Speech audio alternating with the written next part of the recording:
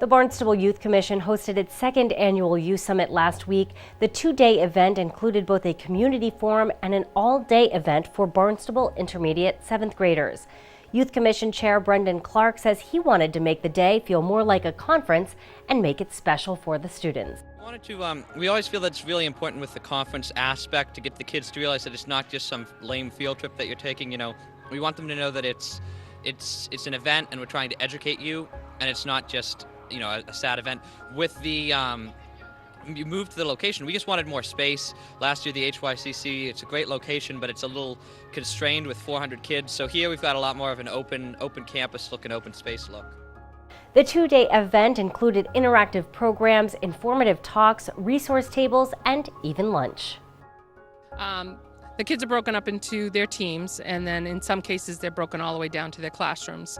So they're different packs. We have Dynamic Influence, Robert Hackinson, who is a magician slash hypnotist, and he's meeting with a group of kids, but it's all about making good choices. The whole program is about making good choices and how to make those good choices and what's out there and what's bad and what's, and not everybody's doing drugs, not everybody's smoking cigarettes. That's just not true. And he talks a little bit about that, and then they will see Mike Devlin, who grew up here in the town of Barnstable, and he spoke last night at the forum, and just an amazing story. First time back home sharing his story, and the kids resonate because they're growing up in the same environment he does, and has. They all come from different places, but they all live in the town, and so they can relate pretty well to him, and they've been pretty free with him. He's such a cool kid. This is my home. This is where I grew up. I talked to a lot of people at various places and who were in the situation that I was, but this is kids growing up in my hometown, so there's for sure a much more emotional aspect to it than just, man, you've got an issue you need to get right. It's it's hard to explain, he asked me 10 years ago, hey Mike, you think you're gonna be speaking to a bunch of young kids about being a drug addict, at 4C's college, I would have said, what are you talking about?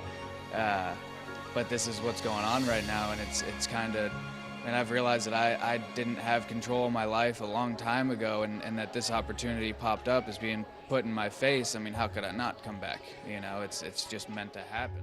Director of Leisure Services and Adult Advisor to the Youth Commission, Patty Machado, says local organizations were ready and willing to participate. Then we have Gosnold is here, and they have a little bit of time talking about alcohol and marijuana. People think it's legal. It's not. It is not legal. And we have Mr. Rosario from Gosnold speaking with the kids. A little bit different. His story is a little bit different from Mike, so they get to hear that. And then they go to peer leadership, these are the things that blow my mind. The high school students come in, they take a peer leadership class, and they present. Try to make them a close group. They go into really tiny groups, get them to communicate with each other, and realize how important it is that they look out for each other. And from there, they go into the high school activities. Barnstable High School has so much to offer, and we have the high school, a bunch of high school students that are talking about what they have there. And if we don't have it, let's make it happen. And also Maura Healy has her opening address, so every student will hear from Maura Healy, and they may not realize who she is, but their parents they'll be like, oh, Maura Healy? Oh, wow. So yeah, everybody's involved here. I want to talk to you about prescription painkillers because we're facing a serious problem. Opioid abuse and heroin are ravaging our communities, tearing apart families, ruining lives. Heroin and prescription painkillers are claiming the lives of over 3 people a day in Massachusetts. To solve this crisis, we need all hands on deck. Prevention is critical. Then they go to lunch, and during lunch we have vendor tables, and all the different people that we have in here are nonprofits. They're all nonprofits and things that kids can learn to know, and then if they need to chart a course, they know somebody. They'll actually have an understanding of what's available to them, so they can start to chart their own course. We all know once you get into high school, it becomes challenging for parents, but for kids to know where they could go and ask for help, it's here. And again, the town employees, the police, the fire, the town employees at Town Hall, the teachers, everyone came together and donated, and we were able to give away, we have 65 prizes to give out if the kids make it to every single table and find out what's offered there. And they have lunch. So it's been a great day. 7th grader Hannah Doobie says she thinks events like the Youth Summit are an important part of prevention. I think it's really important that we all learn about this kind of stuff because it can definitely be overused and overthought. I think that the guy who was talking about the ladder of life, I think he made a very good point that drugs and alcohol can really mess up your life, and it's very important to think about it. So stay on track and stay on the right path. The variety of events planned for the students impressed teacher Jeremy Shea.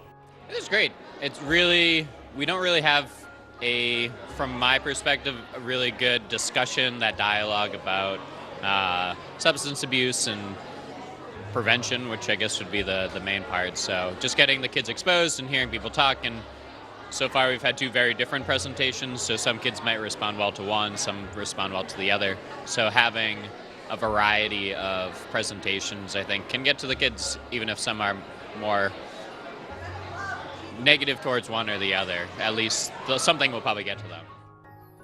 Shea says that while it may take students some time to process the Youth Summit's message, it will stay with them. Certainly maybe not in the moment. It's a lot. They're in a new place. It's a lot to adjust to, and walking around, you're excited seeing new things. But I think especially going back to school and reflecting on it, with having teachers talking about it more and kind of setting in of what they have heard and their reactions to it, and just starting that conversation, I think, even if today when they get home it's not on the front of their mind, it's going to continually keep coming back to. For 7th grader Nick Catabrega, the day was full of fun. I think it's kind of fun. You know, like the magic thing was really funny. If you just have someone come to your building and they just tell you that, I mean, it's not as fun, it's not as interactive, where as here, you know, you get to learn a lot more because you're actually doing something. The Barnstable Police Department was a huge part of this year's Youth Summit. Deputy Chief Matthew Sonnabend attended and was impressed with how hard the Youth Commissioners Honestly, the worked. Youth Summit is a great idea, and well, the Youth Commission and the Youth Summit are both a great idea. The Youth Commission is a great idea because you want to get the youth involved and realize that, you know, although we're in charge kind of right now, one day, you know, these older people here like me are going to be gone, and we want to get the kids into the habit of taking charge of their own destinies, their own lives, and getting involved in government and other things. And, you know, I once heard somebody say that, you know, the world is run by those who show up, and obviously getting the kids involved at an early age and teaching them that helps to, you know, keep us all moving forward and create a better environment. But this event itself, in particular, the Youth Summit, is a really big deal because although it's easy as an adult to talk at kids or talk to kids, and that's the way it's perceived by kids. You're talking at me, and, you know, you're someone who, you know, is older than me, and, you know, you're not really on my same level, and it's always just maybe advice that goes over your head. But when it comes from someone who's closer to your age, or even at your age, at your level, it's more of advice than it is direction. And I think it's a lot easier to hear advice than take direction sometimes. It's really eye-opening, I think, especially for someone like Michael Devlin, you know, to hear a former addict share his story and speak to them. I think that means a lot to them, and I think it's something that they won't really experience anywhere else. So I think, you know, in addition to it being great to get off of school on a Friday, I think it's also really a great opportunity for all of them to learn. So I hope they take something away. I think my favorite part is just just during lunch here, you know, I had kids who came up to me, just wanted to talk to me. They just wanted to share with me, you know, their thoughts on the day, their experiences, and their own views, and ask me questions about high school. So I think it's the kids, you know, interacting with, you know, the upperclassmen and at the high school. That's the favorite part for me. I think it's absolutely fantastic. The kids are so well behaved, they're so respectful, and I'm really proud to be a part of this whole thing and see so much happening for young people. The honesty has been amazing to me from 7th graders. Absolutely. There's no judgment going on here. People are speaking freely, and that's what you hope for, that you help some kid maneuver through life.